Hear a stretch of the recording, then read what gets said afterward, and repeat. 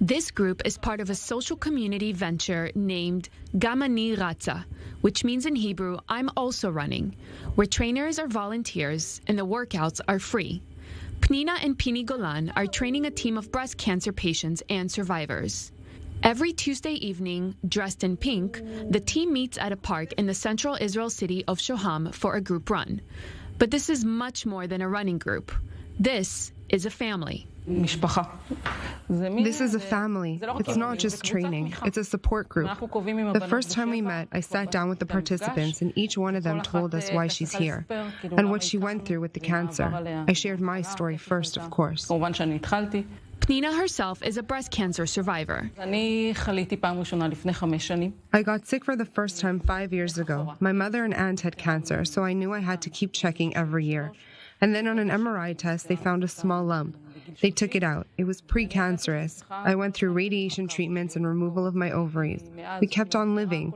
I went every year for an MRI test, and then 2 years ago, they discovered an inflammatory lump, and after a year, we had the same result. My doctor called me and said we needed to take it out. When they took it out, they found another small lump that was cancerous. Nothing was going to hold PNINA back from having an active and healthy lifestyle even after she had a bilateral mastectomy. Only 2 days after the surgery, PNINA was already walking around the hospital.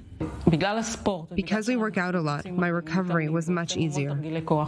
To increase early detection and provide access to those living in the outlying districts, Israel's Cancer Association is currently operating a van program. The van provides on-site mammography screening and tests aimed at reducing gaps in access to health care for women who do not live in Israel's main cities and don't have medical facilities close to their home.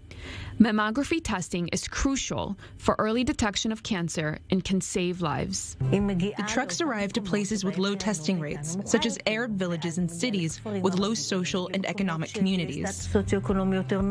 Israel has the highest rate of mammograms done comparing to other European countries. A high early diagnosis rate leads to better chances of healing, and that leads to a decrease in mortality of 25% in the past 10 years.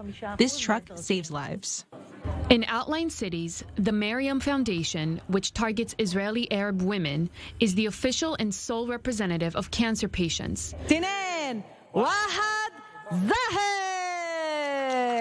During October, they are lighting different places and buildings across Israel in pink to raise awareness for breast cancer. All associations, doctors, nurses, fighters, and survivors agree on one thing. I think the main lesson from PNINA's story is early detection of cancer. She got tested every year and they caught her tumors in their early stages. Every woman should do the same, to check her status and get tested, get an MRI, to find the cancer as soon as possible. The early detection saved PNINA.